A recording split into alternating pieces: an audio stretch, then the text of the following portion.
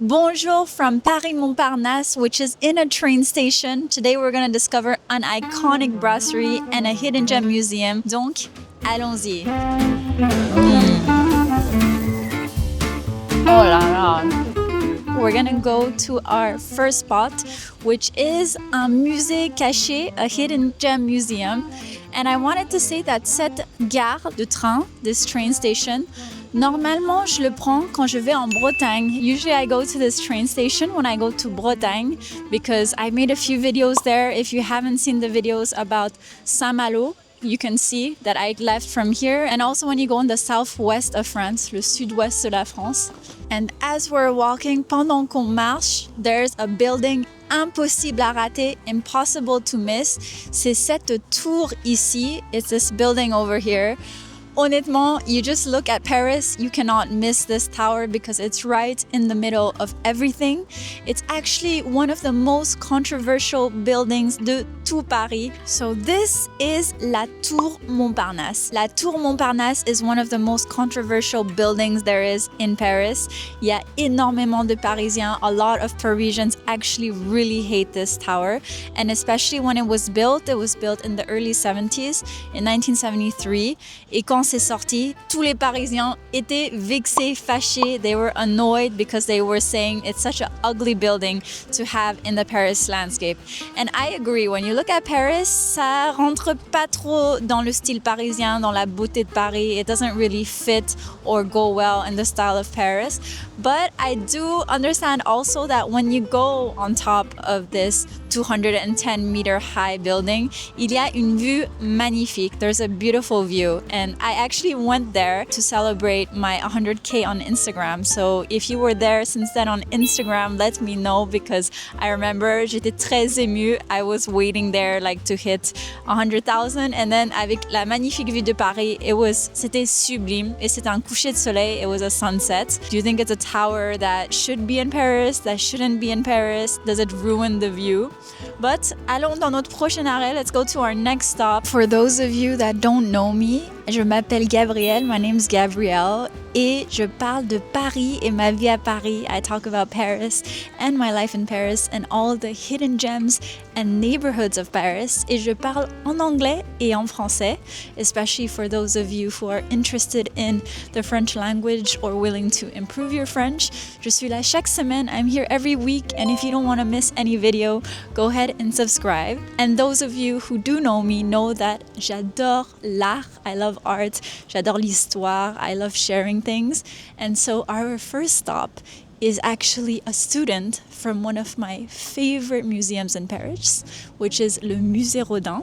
And so he had a student that was called Bourdelle. So, allons découvrir son musée. Let's go discover.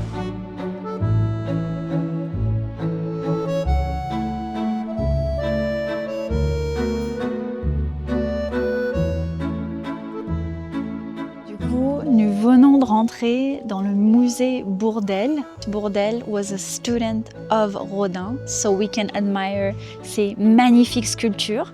Et ce qui est intéressant, what's interesting is that ce musée est entièrement gratuit. It's completely free. Il y a des expositions temporaires, but on the outside, c'est très beau.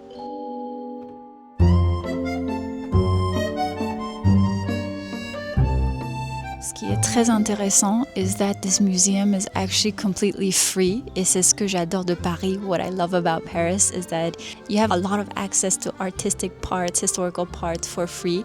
Et c'est toujours intéressant. I didn't know about this one until I think a year after I moved into Paris. Mais c'est un musée très intéressant parce que c'était l'étudiant de Rodin. And it's another amazing sculpture that I like. Et il était l'étudiant de Rodin pendant 15 ans, during 15 years. So of course he has his own style, il a son propre style. You can see that it's very bold, it's very big. Et qu'il adorait la mythologie grecque, he really loved Greek mythology. So you can kind of see it through his art as well. It's interesting how an artist, you combine a lot of their passions and you really see it come out in their artwork.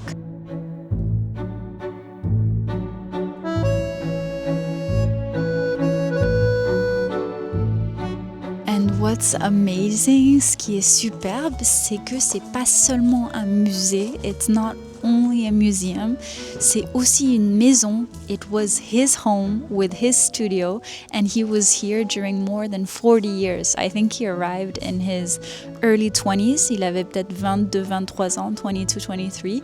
Et en fait, on peut visiter son studio where he would make these sculptures, and you can see like the inner gardens that he was in. There are people that are actually inside the studio, qui sont à l'intérieur du studio. And here we have all the sculptures, and what's interesting is that there are like people behind me and all over the museum that are actually painting and drawing. So they're following his sculptures to draw their own drawing.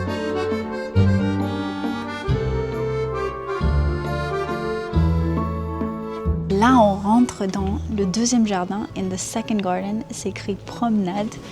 Et regarde-moi ça, look at this. C'est vraiment super beau. It's so beautiful. So you can have a pause from the city break and you can enjoy toutes les sculptures, all the sculptures gratuitement for free. It's such a great place to explore. It's really, I think, one of the museum hidden gems that I found in Paris. I can't believe it took me this long to go to it. Mais regarde ça, c'est magnifique, so beautiful. It kind of reminds me like a mini musée Rodin, but that's very underrated that no one knows about. And if you want me to make a video about Paris hidden museums, hidden gems, let me know in the comments because I think I would love to do that parce que j'adore les musées, I love museums and I love sharing art, and also I think it's great for people who don't know these places of Paris.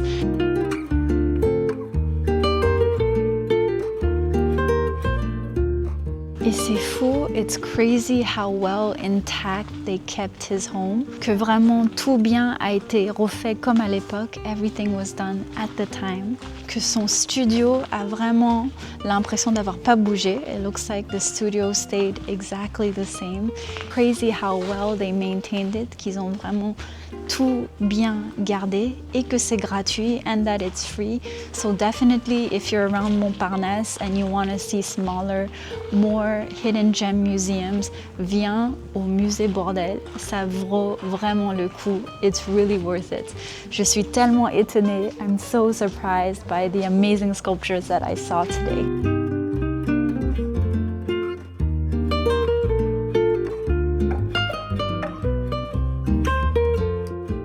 Wow, tout a été gardé comme c'était. Everything was so well kept, even used the same woods. C'est trop beau. Il y a même des bustes ici. There are a sculpture of busts here. Et j'ai lu and I read that he designed la façade des théâtres très connus. He designed the facades of theaters that are very famous, comme le Théâtre des Champs-Élysées. But for now, let's say bye to Bourdelle's amazing sculptures and get some food in one of my favorite iconic French brasseries. Donc, allons-y!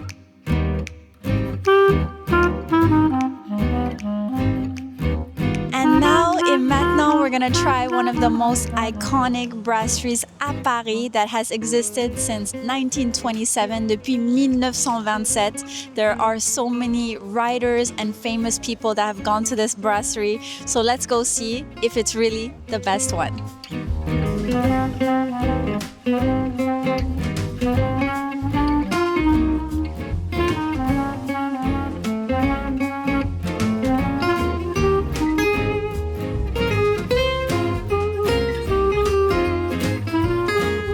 On vient de recevoir notre apéritif. We just got our aperitif drink. This one is called Simone B.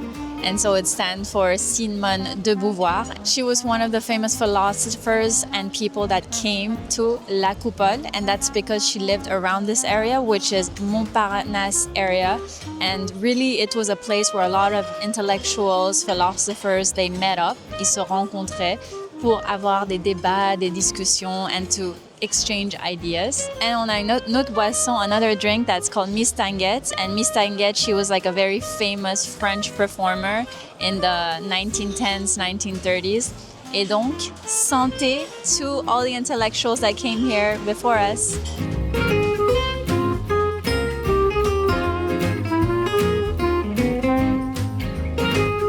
So So, nous avons la carte. La carte is the menu because en français, le menu means something else. It means the dish of the day or the menu of the day. It doesn't mean the actual menu.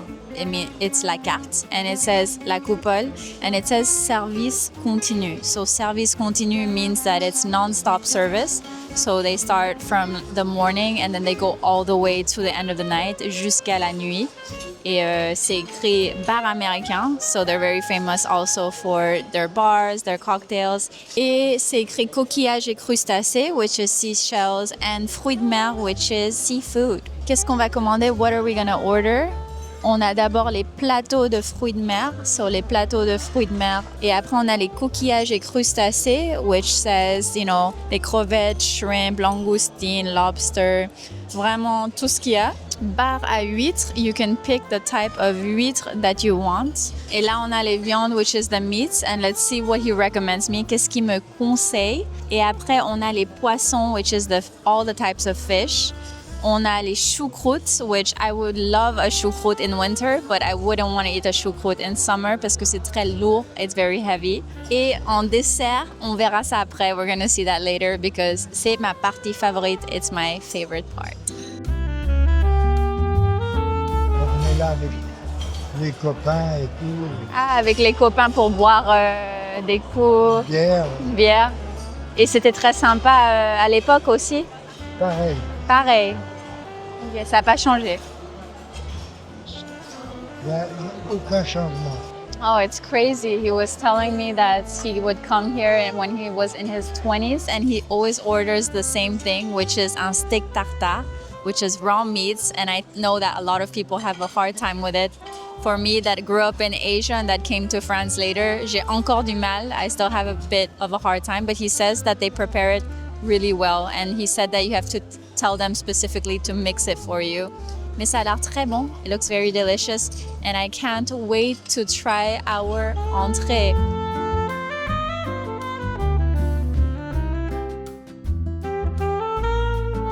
Nous avons notre plateau de fruits de mer, which is our plateau of seafood, avec des huîtres, oysters, the different types of oysters. So we have les fines claires, which are, you know, the most basic standard types of oysters.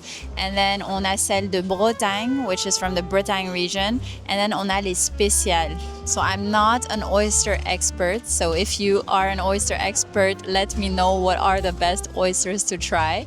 Mais j'aime beaucoup les huîtres, surtout en été, especially in summer. C'est très rafraîchissant. On n'est pas à côté de la plage. We're not next to the sea, but it makes me feel like I'm on vacation next to the sea. Et on a plein d'autres choses. On a les crevettes de Madagascar. We have the shrimp from Madagascar. On a les hublots. We have clams as well. On va goûter tout ça. We're going to go ahead and try everything. Du pain, du beurre demi-sel. On dirait un bonbon. It looks like a candy, mais en fait, c'est du beurre. On va mettre le lemon, citron. Allez. Wow. On est à côté de la mer, we're by the sea. C'est trop bon. La fraîcheur de l'huître, the freshness of the oyster, plus le pain, beurre demi-sel. I feel like I'm thrown back into Saint-Malo in Bretagne. So if you haven't seen my other videos about other regions in France, like in Bretagne, definitely go check it out after this video because I love exploring France's hidden gems.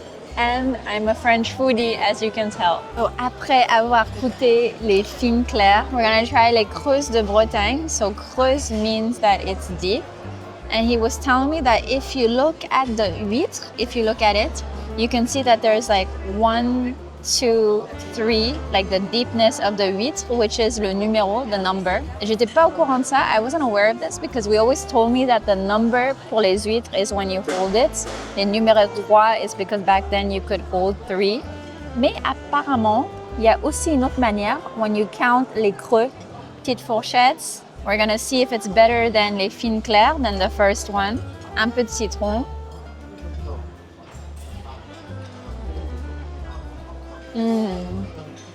Elle est beaucoup plus épaisse, much thicker than the last one. Plus crémeux, more creamy. I prefer this one. Avec un peu de pain. And then we're gonna try les trois spéciales. So the spécial numéro 4, number 4. This is a really thick, creamy one. You can see it just by looking at it. And you can see that c'est très creux. It's very deep. We're gonna put un peu de échalote et du vinaigre. So I usually really prefer le citron. I prefer lemon. Ouais, I still prefer lemon. But c'est un goût intéressant, c'est un interesting taste. Je trouve que ça cache un peu le goût. It hides the taste a little. Et toi, les huîtres, tu les manges comment? How do you eat oysters? La crevette with la mayonnaise maison, homemade mayo. Nothing beats une mayonnaise maison. Wow. Je pense que les crevettes, j'adore ça. I really love that. I don't understand why so many people dislike them. I know it's not the fanciest seafood, mais je trouve ça trop bon. Super delicious.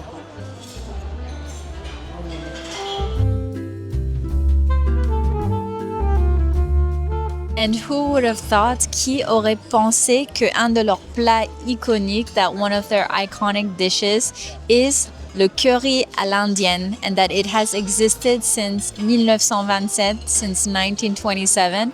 And that's because the two people that actually started this restaurant, they initially had a restaurant in the center of Paris that they were unable to make profit and sell from. And so they found ce local, they found this place. They worked with an Indian man and he actually created this dish, le curry à l'indienne. And that's why dans cette brasserie française, in this very French brasserie that's iconic, il y a ce plat, there is this dish. Now, allons voir si ça vaut vraiment le coup, if it's really worth it. The waiter was telling me c'est un curry normal, you know, il y a les légumes, there are the vegetables, et il y a l'agneau. L'agneau in English is veal. Donc, on va goûter ça. We're gonna try that.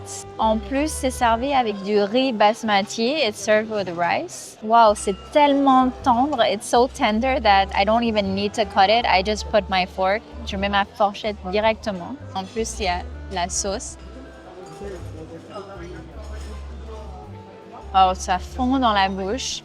Il y a un peu d'épices, mais c'est pas très fort, but it's not so strong. Et maintenant, the French people's favorite part, la sauce, the sauce. Est-ce qu'elle est bonne ou pas? Is it good or not? Wow. Elle est très bonne. Et en plus, sur le riz,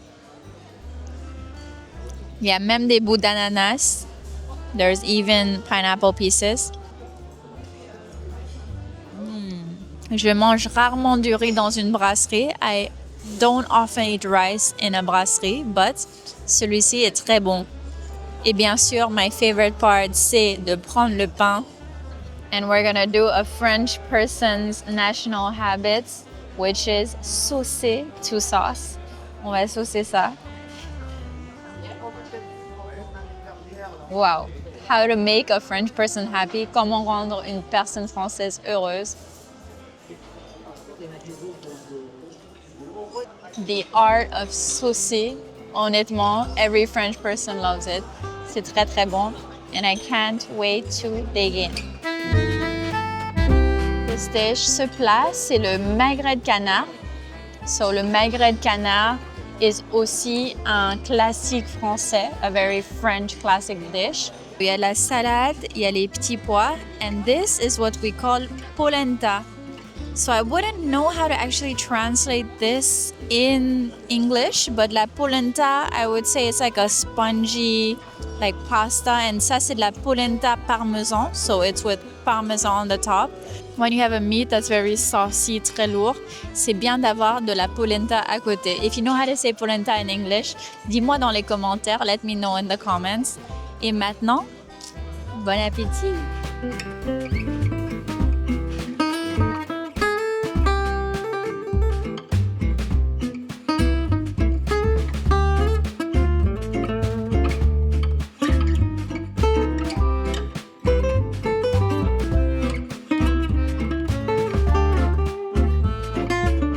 maintenant, rentrons dans le lieu magnifique. Let's go into the beautiful restaurant. Là, c'est un peu plus calme because usually tout est plein, everything is full. Mais là, il y a un peu moins de monde. There's a little less people. And you can see all these legendary photos de la brasserie, of the brasserie. And here you can see a guy playing les boules, la pétanque. You must be wondering why there's a guy playing la pétanque. C'est parce que, it's because au toit, on the roof, you used to be able to play les boules à la Coupole. So they have a rooftop. You could play les boules avec cette magnifique vue à Montparnasse. So I think Montparnasse, il y a vraiment des endroits cachés. There are hidden places where you can see these amazing sights and do these things and have this really iconic brasserie. So here as well, we can see them too. And here we're coming to a very interesting photo, une photo très intéressante. It's the photo of Josephine Baker, who was a really famous American activist, entertainer, artist. And elle était très connue à Paris. She was very famous in Paris. She was a dancer and entertainer here, and she came here hundreds of times. And the restaurant owner told me a very cute story saying that son fils, her son, il venait toujours s'asseoir là. He would always come and sit here under the photo of his mom. So I think this is what makes un lieu historique, what makes a historical place is when there's personality, there's character, there's stories, and it really makes it more than just a brasserie.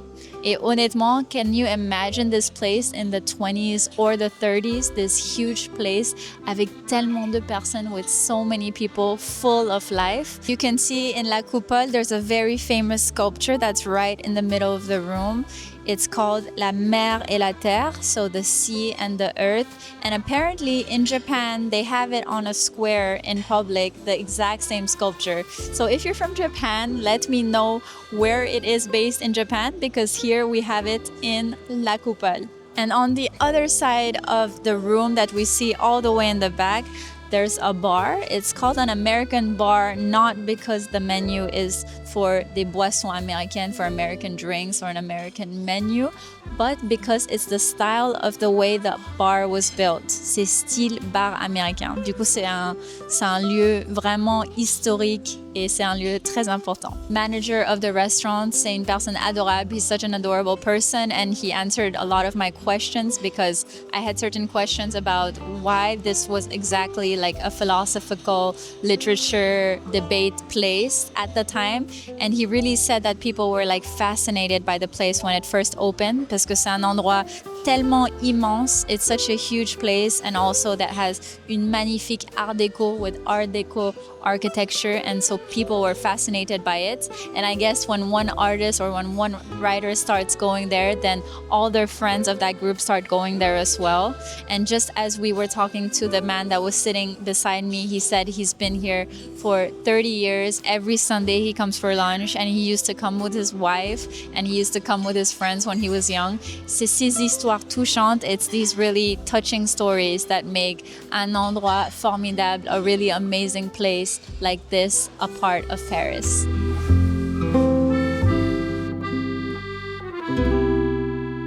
Et maintenant, on va choisir les desserts. We're gonna pick the desserts.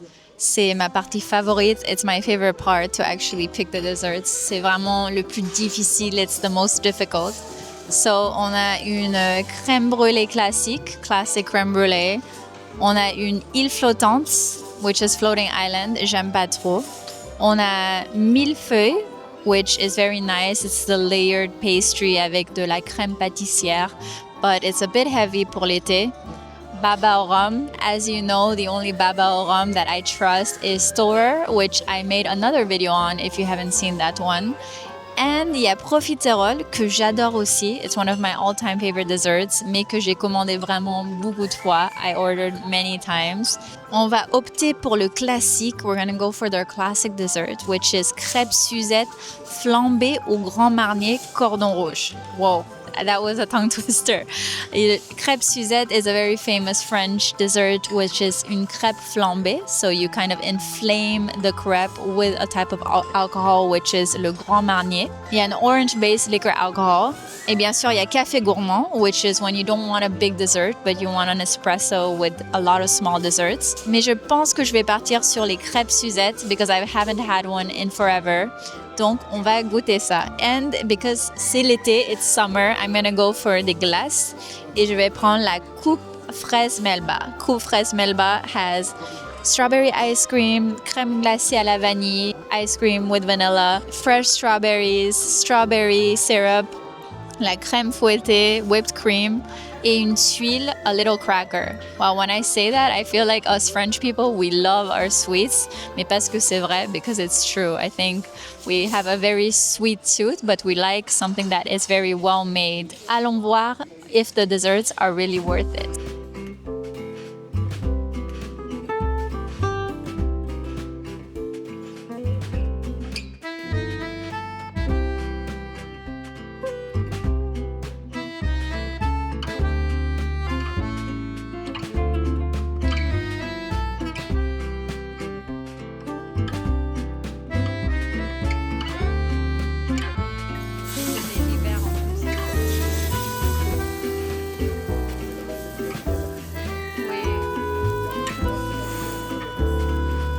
De février. Parfait. Mais là, l'alcool, il est évaporé, hein, c'est ça?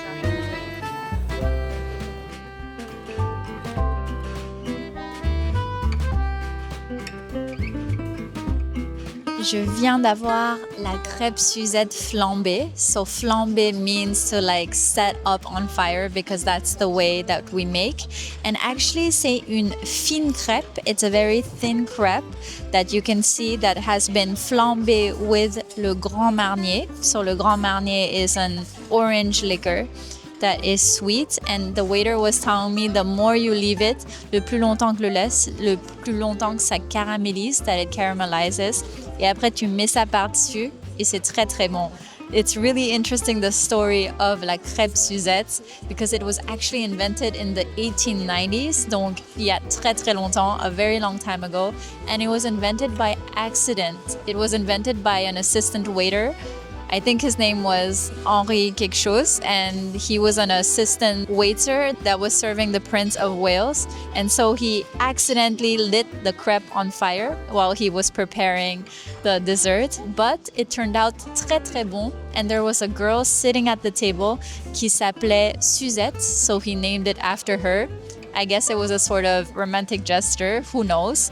But maintenant, c'est vraiment devenu un dessert iconique en France. It really became an iconic French dessert dans toutes les grandes brasseries and all the grand brasseries. If it's a really nice brasserie, they will make it in front of you. Ils vont le faire devant toi, so you can really see how it's made.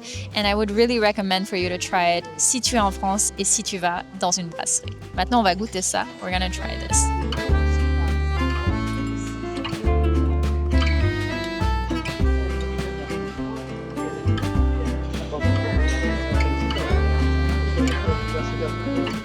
Oh là là, wow, délicieux. La crêpe ultra fine, very thin crepe, avec le Grand Marnier qui a été flambé with the inflamed Grand Marnier, and he caramelized it. And he was explaining to me that he did a CAP de restauration, which is the diploma that you need in France to work in restoration, and that this was on the final exam. C'était sur l'examen. Donc c'est vraiment pas simple à faire. It's not simple to do at all. Et c'est difficile de bien faire. It's hard to do it well. Le côté orangé, the orange side, caramélisé, sweet side, and the fact that the crepe is ultra thin. Wow, c'est un dessert que j'aime beaucoup. It's really a dessert that I really like. So if you see it on the menu, try it la prochaine fois que tu es en France. Et là, on a la pêche melba. La pêche melba, it's a classic brasserie dessert that you have especially, you can have it all year long, mais en été, c'est encore plus délicieux. In summer, it's even better. Il y a du sorbet fraise. So du sorbet, you know, it's an ice cream that is based from water à la fraise. Il y a de la chantilly. Il y a du coulis de fraise, which is like strawberry syrup. Et là, on a une tuile. So une tuile, it actually looks like what we put on the roofs, which are also called tuiles en français. And it's really like a caramelized biscuit that you usually have avec de la glace with ice cream. Et on va goûter ça, we're gonna try this.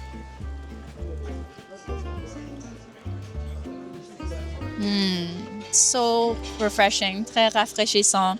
Et en plus, ce sorbet, I feel like I'm biting into a super sweet round strawberry. Très, très bon.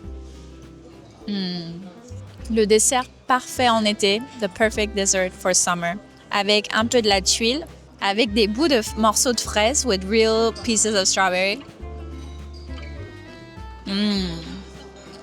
We picked the perfect desserts for you to try next time you're in the brasserie en France. I realized I didn't even tell you guys what la coupole means. So when you tell la coupole to a French person, it means the dome, because we have a dome in the middle of the restaurant that was really famous in the 1920s to have domes for Art Deco.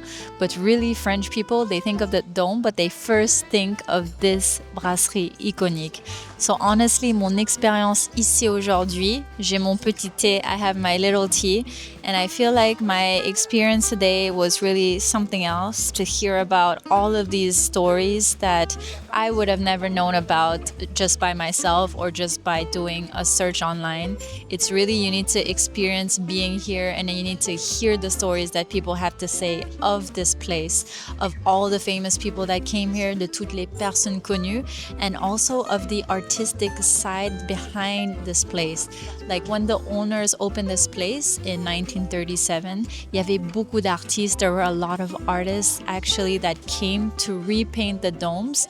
And it was interesting because the owners allowed them to repaint here for free and in exchange for wine. So that's why when you look at the domes above you, you can see that il y a vraiment des types d'art très différents, very different types of art. It's because it's done by 32 artistes, 32 different artists, and that they really all did their style of art. So it's a place that holds arts, history, culture, and if you look all around the restaurant that we went through as well, on voit les photos. We can see the old photos that really depict l'histoire du lieu, and of course the famous people that came here, des personnes très connues like Josephine Baker, Hemingway, famous writers and philosophers like Jean-Paul Sartre and Simone de Beauvoir. They would come here to debate about love, life, politics, and debates. So il y a beaucoup de personnes, there's a lot of people who say that this is actually where existentialism was half written, because they had their favorite table over there and they would write and talk about these topics. La nuit, at night, it transformed into something else. Il y avait vraiment une autre ambiance, and you can see that there's actually a dancing floor that's also a private club under La Coupole. So above, back then, we had a place on the rooftop where we could play les boules. And now, still today, every Saturday night, you can dance the jazz nightclub below.